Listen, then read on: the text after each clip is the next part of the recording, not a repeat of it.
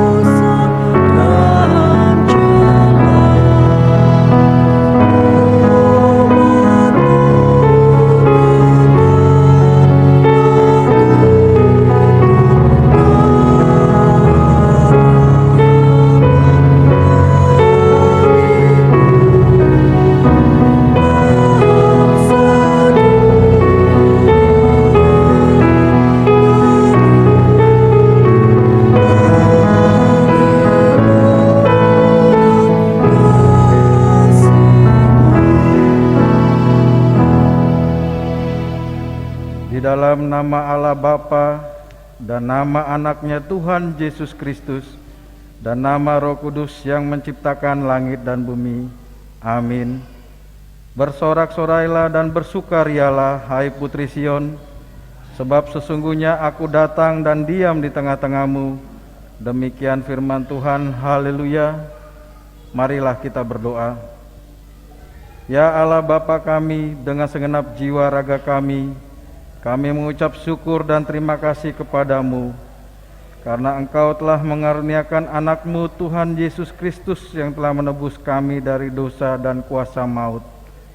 Kami memohon kepadamu, terangilah hati kami dengan Roh Kudus agar kami mengenal Dia, Raja yang akan datang itu, yang patut disembah oleh seluruh umat manusia. Amin.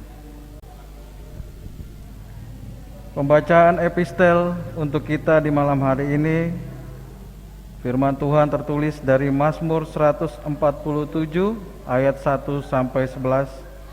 Marilah kita membaca secara bergantian. Haleluya, sungguh bermazmur bagi Allah kita itu baik, bahkan indah dan layaklah memuji-muji itu.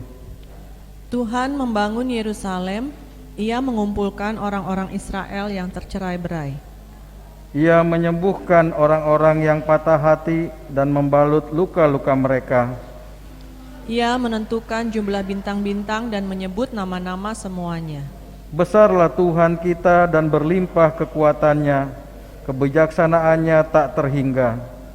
Tuhan menegakkan kembali orang-orang yang tertindas, tetapi merendahkan orang-orang fasik sampai ke bumi. Bernyanyilah bagi Tuhan dengan nyanyian syukur, bermazmurlah bagi Allah kita dengan kecapi. Dia yang menutupi langit dengan awan-awan, yang menyediakan hujan bagi bumi, yang membuat gunung-gunung menumbuhkan rumput. Dia yang memberi makanan kepada hewan, kepada anak-anak burung gagak yang memanggil-manggil. Ia tidak suka kepada kegagahan kuda, ia tidak senang kepada kaki laki-laki. Tuhan senang kepada orang-orang yang takut akan Dia, kepada orang-orang yang berharap akan kasih setianya. Demikianlah pembacaan firman Tuhan. Berbahagialah orang yang mendengar firman Tuhan serta memeliharanya. Amin. Amin.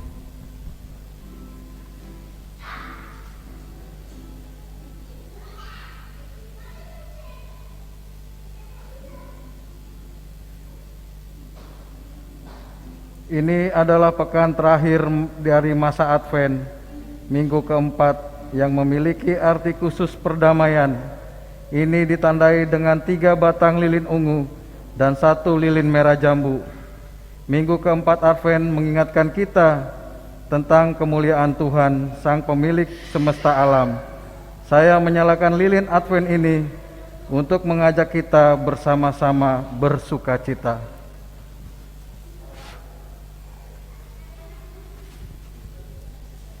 Kita bernyanyi dari Kidung Jemaat nomor 91 ayat 1.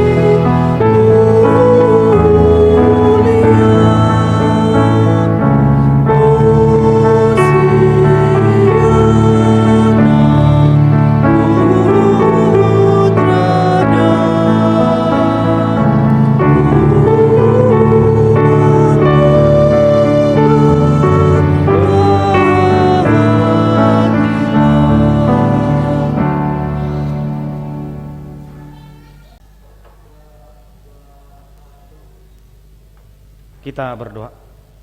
Terima kasih ya Tuhan, kami bersyukur untuk penyertaan Tuhan. Di malam hari ini kami hendak mendengarkan firman-Mu. Kiranya Tuhan memberkati kami, agar kami mampu menghidupi, semakin mengerti firman-Mu. Dalam nama anak Yesus Kristus kami berdoa, amin. Firman Tuhan tertulis di 2 Petrus pasal pertama ayat 16 sampai 21. Nubuat tentang kemuliaan Kristus telah digenapi. Sebab kami tidak mengikuti dongeng-dongeng isapan jempol manusia ketika kami memberitahukan kepadamu kuasa dan kedatangan Tuhan kita Yesus Kristus sebagai Raja. Tetapi kami adalah saksi mata dari kebesarannya. Kami menyaksikan bagaimana Ia menerima kehormatan dan kemuliaan dari Allah Bapa ketika datang kepadanya suara dari Yang Maha Mulia yang mengatakan, "Inilah anak yang kukasihi, kepadanya lah aku berkenan." Suara itu kami dengar datang dari surga ketika kami bersama-sama dengan Dia di atas gunung yang kudus. Dengan demikian kami makin diteguhkan oleh firman yang telah disampaikan oleh para nabi. Alangkah baiknya kalau kamu memperhatikannya sama seperti memperhatikan pelita yang bercahaya di tempat yang gelap sampai fajar menyingsing dan bintang timur terbit bersinar di dalam hatimu. Yang terutama harus kamu ketahui ialah bahwa nubuat-nubuat dalam kitab suci tidak boleh ditafsirkan menurut kehendak sendiri, sebab tidak pernah nubuat dihasilkan oleh kehendak manusia, tetapi oleh dorongan Roh Kudus orang-orang berbicara atas nama Allah. Demikian pembacaan firman Tuhan. Jemaat yang dikasihi Tuhan, ada dua hal yang paling umum yang membuat seseorang gagal dalam hidupnya. Pertama, tidak tahu. Yang kedua, merasa tahu. Ketidaktahuan ini artinya dia tidak paham, sehingga orang bisa menyesatkan atau membodohi. Oleh karena itulah firman Tuhan mengajarkan kepada kita untuk merenungkan siang dan malam. Itu harus. Karena tidak akan mungkin yang namanya orang Kristen tapi tidak memahami firman Tuhan. Itu omong kosong. Tugas Yesus datang ke dunia ini ada 3 hal: mengajari, berkhotbah, dan mengobati. Mengajari, dimanapun Yesus berada, selalu mengajari para pengikutnya. Otomatis yang namanya pengikut Kristus, dia harus pintar. Dalam dunia pendidikan juga demikian. Tetapi yang kedua, ternyata akan menjadi masalah juga jika ada manusia yang terlalu pintar, menganggap bahwa apa yang dia pikirkan itulah yang terbaik, apa yang menurut dia benar itulah kebenaran tertinggi. Contohnya, seekor kodok yang dimasak di dalam sebuah kuali, dia kan mengatakan, aku mampu bertahan menghadapi panasnya air ini. Semakin air itu panas, semakin dia melawan dengan tenaganya. Karena dalam pikirannya, aku mampu melawan. Semakin panas, semakin panas, dia semakin melawan. Sampai tiba pada titik terakhir, air mendidih dan dia tidak sanggup, dan dia ingin melompat, ternyata tidak sanggup lagi karena tenaganya sudah habis untuk menahan rasa panas tersebut. Di sini permasalahannya tadi, terkadang seseorang menganggap bahwa dia tahu, padahal sebenarnya dia tidak tahu apa-apa. Menganggap bahwa dia adalah yang paling pintar. Dalam hal ini, Petrus berkata, firman Tuhan yang kami sampaikan ini bukan dongeng, bukan isapan jempol. Ini terkadang yang menyesatkan orang-orang Kristen pada zaman Kristen ataupun pada zaman mula-mula. Ada yang mengatakan Alkitab itu bohong, omong kosong itu semua. Itu hanya karangan manusia. Dan ternyata banyak orang yang percaya. Oh iya betul ya, ternyata betul. Mana mungkin manusia bisa berjalan di atas air? Mana mungkin manusia bisa menyembuhkan orang yang sakit? Mana mungkin manusia bisa membangkitkan orang mati?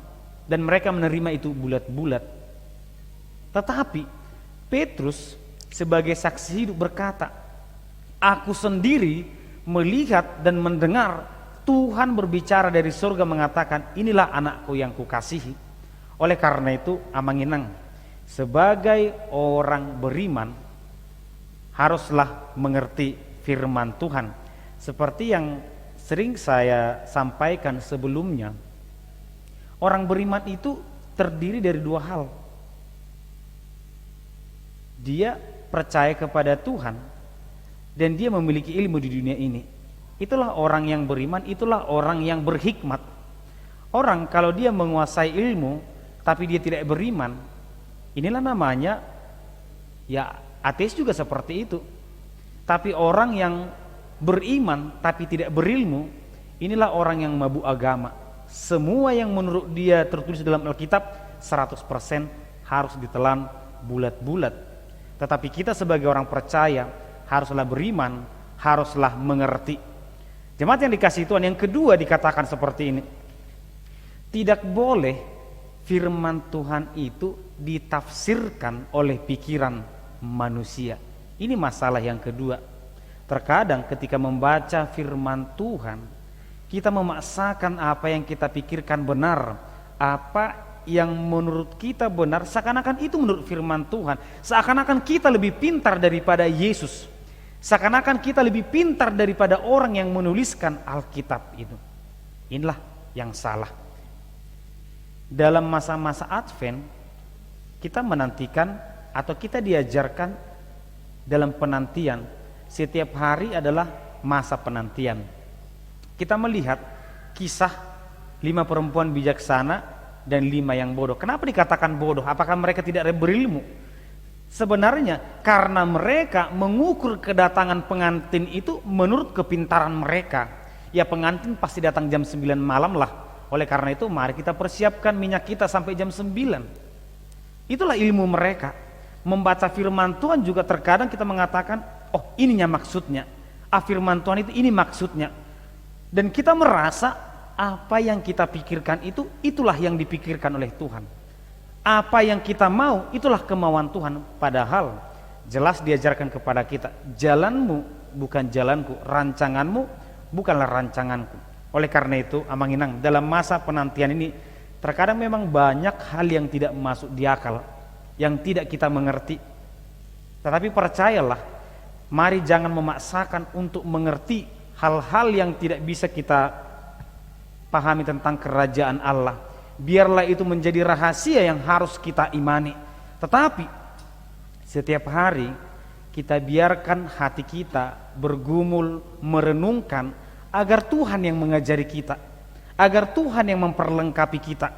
Oleh karena itulah dalam firman Tuhan dikatakan di sini, yang terutama harus kamu ketahui ialah bahwa nubuat-nubuat dalam kitab suci tidak boleh ditafsirkan menurut kehendak sendiri, sebab tidak pernah nubuat dihasilkan oleh kehendak manusia. Betul, manusia yang menuliskan Alkitab, tetapi percayalah itu bukan kemauannya tetapi itu adalah pekerjaan Roh Kudus dalam dirinya. Kita mengingat beberapa kisah kegagalan orang dalam memahami kedatangan Yesus kedua kali berujung kepada kematian. Mereka terlalu heboh menafsirkan kedatangan Yesus, bahwa Yesus akan datang. Ini terjadi ketika awal abad 19. Yesus akan datang, mari kita di rumah saja. Ini membuat banyak orang-orang menjadi Kristen, banyak membuat orang setia beribadah kepada Tuhan. Tapi ternyata bertahun-tahun mereka menunggu, Yesus tidak kunjung datang. Dan akhirnya mereka mundur dan mengatakan itu pembohong. Bukan berita itu yang bohong, tetapi pengenalan kita kepada firman Tuhan seakan-akan lebih pintar daripada apa yang dikatakan oleh firman Tuhan itu sendiri. Oleh karena itu, Amanginang dalam Mazmur 90 dikatakan, ajarlah kami menghitung hari-hari kami sehingga kami beroleh hati yang bijaksana. Artinya pemazmur mau mengajarkan kepada kita setiap hari ini adalah waktu untuk belajar. Tidak ada orang yang sempurna memahami firman Tuhan. Tidak ada orang yang betul-betul sempurna memahami kehidupan ini. Semua adalah proses pembelajaran. Demikian juga dalam masa penantian ini. Mari tetap belajar dari apa yang dikatakan firman Tuhan, bahwa penantian itu adalah mengenal apa yang Tuhan mau, melakukan apa yang Tuhan kehendaki. Demikianlah masa-masa Advent itu mengajak kita setiap hari. Itu adalah masa-masa untuk belajar, masa-masa untuk mengerti apa yang Tuhan mau. Ajari aku Tuhan, supaya aku semakin mengerti kehendak-Mu, supaya aku semakin dimampukan melakukan apa yang Tuhan kehendaki dalam kehidupan ini. Oleh karena itu, Amanginang di malam terakhir sebelum kita memasuki ibadah Natal, hal yang paling umum pun sering dikatakan seperti ini. Tidak mungkin Yesus lahir pada tanggal 25 Desember. Mana mungkin, siapa yang mencatat itu, siapa yang tahu itu? Mana mungkin seorang perempuan bisa mengandung tanpa menikah? Bagaimana mungkin seorang anak tidak memiliki anak? Ya betul, itulah pemikiran manusia yang ingin menggoyang iman-iman orang yang sedang bertumbuh. Tapi ketika kita tidak betul-betul mau berserah kepada Tuhan, pasti kita akan berkata, oh iya juga ya, tidak mungkin seorang wanita mengandung, tidak mungkin, itu pasti berita bohong. Dan itu akan menggiring kita menjadi orang yang tidak percaya. Semua akan ada cobaannya. Kita adalah orang-orang yang sedang belajar akan firman Tuhan. Oleh karena itu, godaan untuk membuat kita meninggalkan Tuhan pun pasti ada. Tetapi percayalah, selama kita mau belajar, selama kita menggenggam firman Tuhan, selama itu juga iblis tidak akan pernah bisa mengalahkan atau menyesatkan kita. Tuhan memberkati, kita berdoa. Terima kasih ya Tuhan, kami bersyukur dalam masa-masa Advent Tuhan mengajarkan kami untuk semakin bijaksana, semakin mengerti dalam masa penantian. Kiranya tuntun kami selalu Tuhan agar kami tidak disesatkan oleh hal-hal duniawi, tetapi kami selalu belajar dan diperlengkapi untuk mengerti firman-Mu. Di dalam nama anak Yesus Kristus kami berdoa dan mengucap syukur. Amin. Marilah kita bernyanyi sambil mengumpulkan persembahan.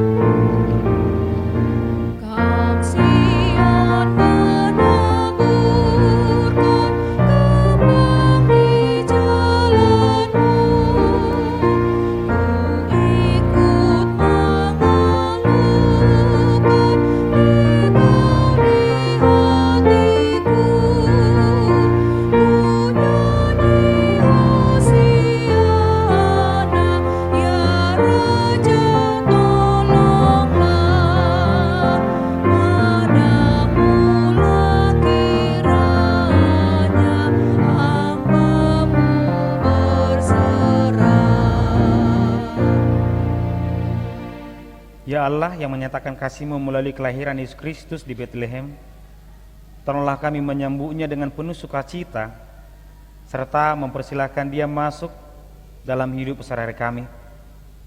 sehingga hidup kami penuh damai dan kemauan, baik kepada sesama dimanapun kami berada. Biarlah firman-Mu yang menjadi pelita dan terang bagi jalan kami. Amin. Marilah kita berdoa untuk menyerahkan persembahan kita kepada Tuhan. Ialah Bapa kami yang di sorga, kami mengaku bahwa Tuhan adalah sumber dari segala karunia yang melimpah dalam kehidupan kami masing-masing. Sebagian daripada karunia itu kami serahkan kembali sebagai persembahan kepada Tuhan. Terimalah dan berkatilah persembahan umat-Mu ini, agar dapat kami pergunakan untuk pekerjaan dan pelayanan kerajaan Tuhan di dunia ini. Bukalah hati kami untuk mengenal betapa banyak berkat dan karunia yang kami peroleh dari Tuhan, supaya kami senantiasa bersyukur kepada-Mu, di dalam nama Yesus Kristus Tuhan kami. Amin. Marilah kita sama-sama berdoa dalam doa Bapa kami. Bapa kami yang di surga, dikuduskanlah nama-Mu, datanglah kerajaan-Mu, jadilah kehendak-Mu di bumi seperti di surga. Berikanlah kami pada hari ini makanan kami yang secukupnya, dan ampunlah kami akan kesalahan kami, seperti kami juga telah mengampuni yang bersalah kepada kami. Dan janganlah membawa kami ke dalam pencobaan, tetapi lepaskanlah kami daripada yang jahat. Karena Engkau punya kerajaan dan kekuasaan dan kemuliaan sampai selama-lamanya. Amin. Anugerah dari Tuhan Yesus Kristus, kasih setialah Bapa, dan persekutuan Roh Kudus kiranya menyertai kamu sekalian. Amin.